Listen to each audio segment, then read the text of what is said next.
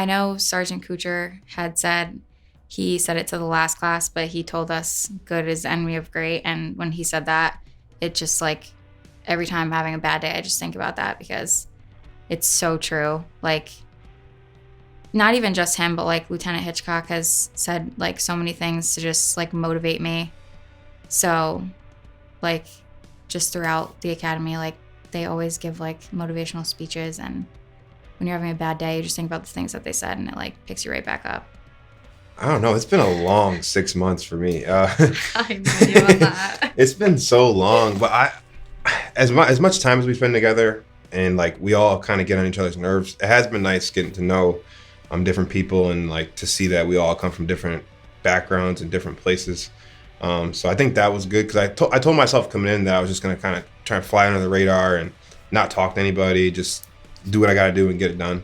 And I've literally done the complete opposite. You ruined that on day one. Yeah. I mean, so I've just kind of talked to a little bit of everybody and kind of just built a rapport with people. I think that was the best thing.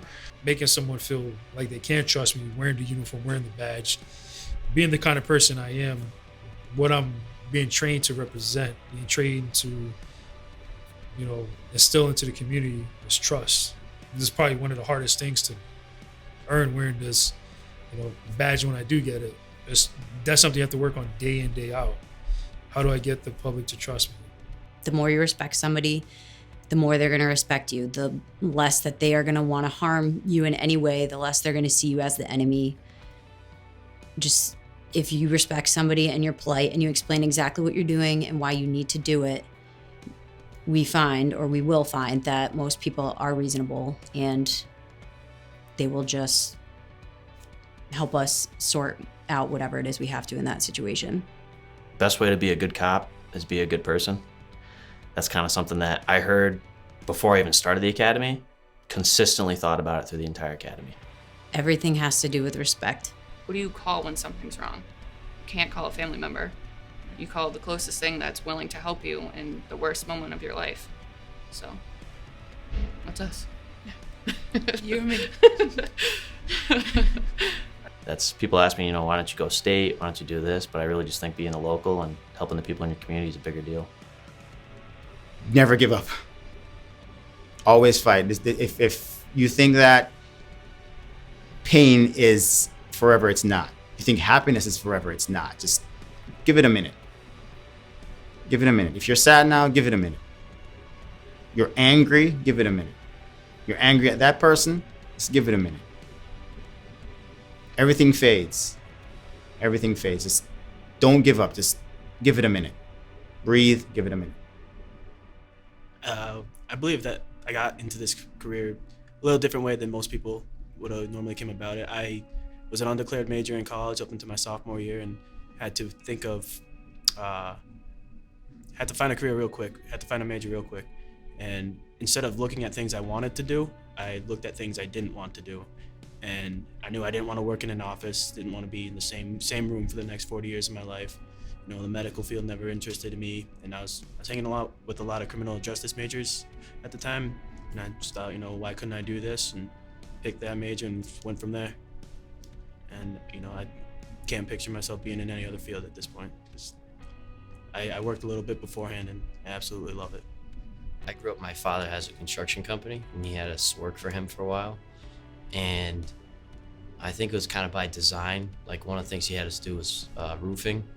And when we were done for the day, he's like, "This is pretty tough, huh?" And like, he worked us to the bone. I think a lot of that was to steer us away from doing that. I don't think he wanted us in that field because it's rough on your body. But I think after that roofing job, that was the first time where I was like, yeah, I don't really think I want to do this forever. So I started considering careers. One of the biggest impacts was my wrestling coach growing up. He's a detective in town, and he really loved what he did. And he's a pretty cool guy too.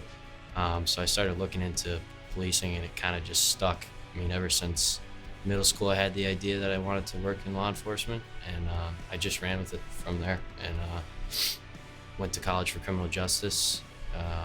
Ended up getting lucky when I graduated and getting hired for West Springfield, which is nice. It's a town where I grew up in. So I guess I can say I really enjoy helping others. I like feeling resourceful. So just to make a difference, even if it's something very minor, I feel like, impacting lives. Plus, you could change somebody's perception on how they view cops just with a small interaction, like she was saying. I just felt like I never wanted to have an office job, and I wanted to help people and feel like I was doing something with my life and making a difference. And I think I would come home and think about being a teacher or nurse, and then when I decided, I think police officer just felt like that's what I was meant to do my whole life. I mean, I would say it's definitely not a boring job. That's for sure. I don't know. I mean, I've always known this is what I wanted to do. I'm excited for it. I mean, it's new. It's gonna be exciting. It's the unknown. None of us know where we'll be in next week, a month, a year. So, I mean, it's exciting. So I worked an office job before this. I worked in sales, and I loved what I did, but I hated doing the same things over and over again every day. I think something about the adrenaline and excitement of how different each day could be is something that appealed to me a lot. And I mean, it's really a rewarding career. It's something where you can always grow. There's always room to, whether it's through promotions or just developing your personal skills. It's a job where you can always, and I've realized even through just the academy, that it's something, there's always something new to learn. And I think that development where you can grow yourself personally is something that appealed to me a lot, where you're not complacent with your skills, and it's not the same thing over and over again.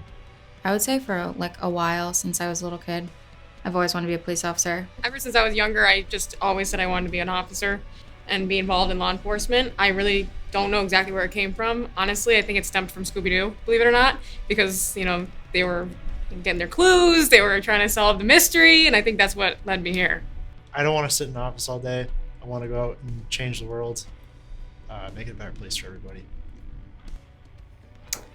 Definitely. I feel like, so when I was younger, I didn't really have that like one person to go to, kind of like that support person. So growing up, I was like, oh, I want to be that person for other people that experienced the same thing I did when I was younger. So that kind of pushed me to be here today.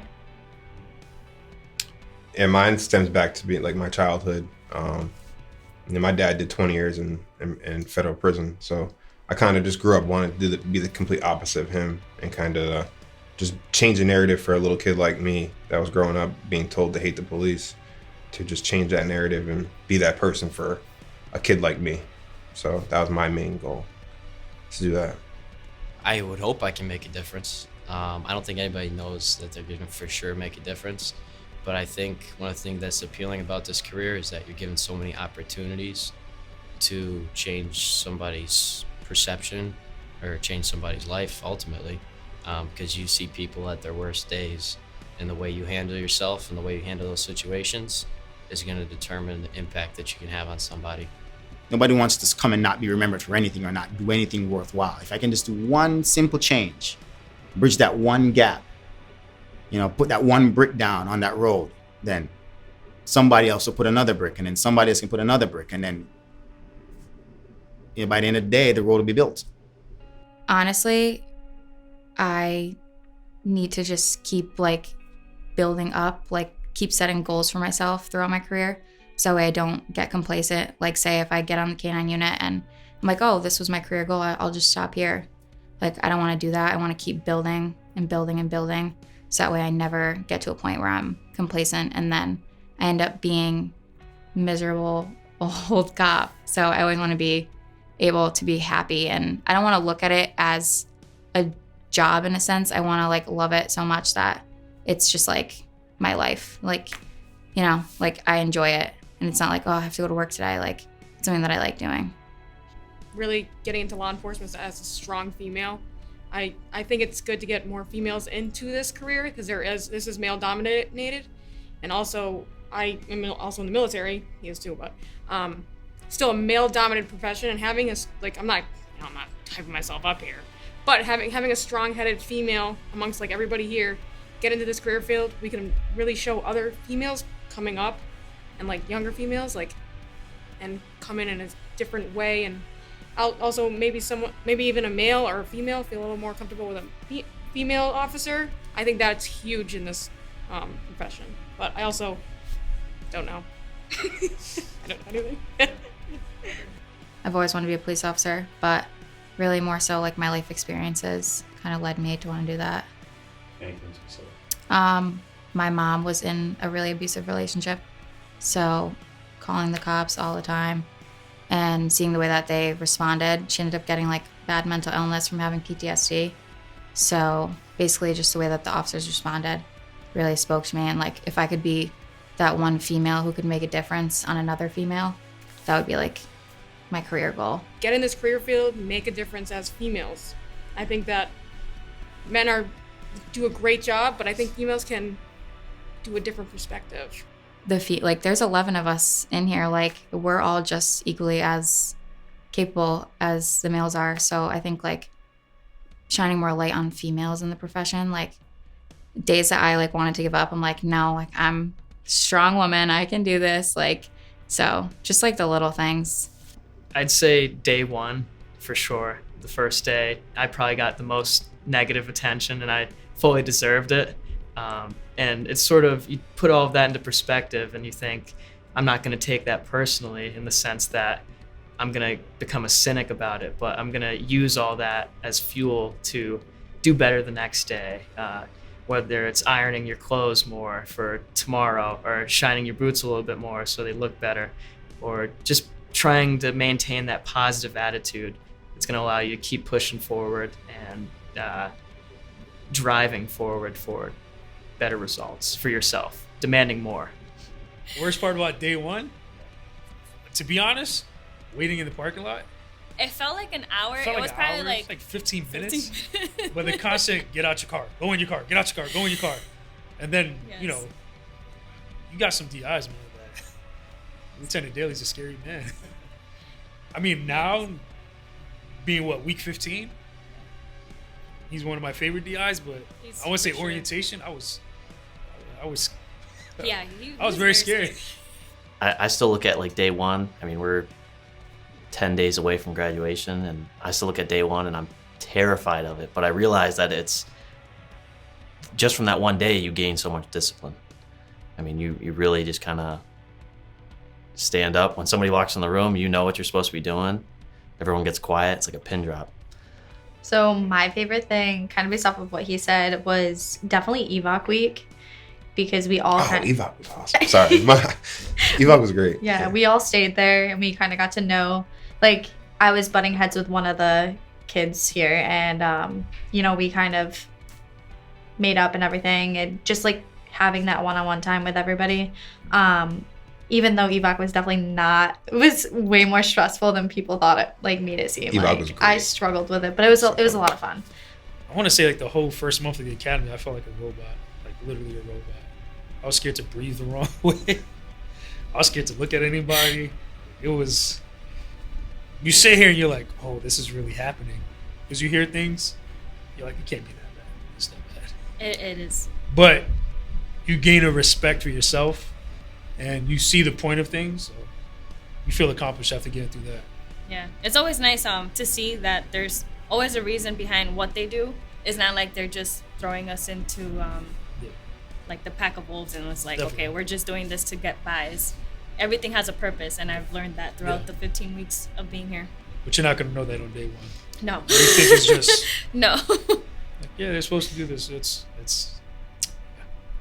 I would tell myself if I would ever do another academy, prepare even harder. You're still not prepared. Oh no, I don't think you can ever prepare. No. I think what I took from the academy is to learn something from everyone, whether it's something good or whether it's something bad. But there's always something that you can learn by speaking to someone and taking the time to actually like take something from somebody. So just keep learning, never stop learning. And they talk about complacency and stuff like that. So just not to be complacent and to continue to learn. Means the world. Direct impact on my community, being able to help people, you know, the different types of calls I'll be going on to. Definitely like keeping the community safe and helping people is definitely something I want to do. I think I would want to remind myself in 20 years that specific to what I want out of the career for other people is remember that not everybody's your enemy, and you have people at home who support you, and you can't forget that.